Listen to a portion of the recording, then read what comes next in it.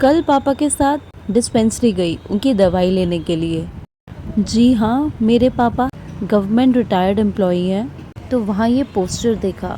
मैं तो ये बात ऑलरेडी जानती थी, मुझे मेरी सिस्टर ने बताया था।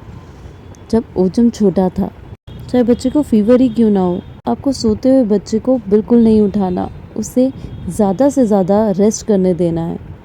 चाहे उसने काफ़ी देर से खाना ना खाया हो, बस आपको बच्चे को नहीं उठाना, अच्छे से रेस्ट करने देना है। वो अपने आप उठेगा तो फ्रेश उठेगा।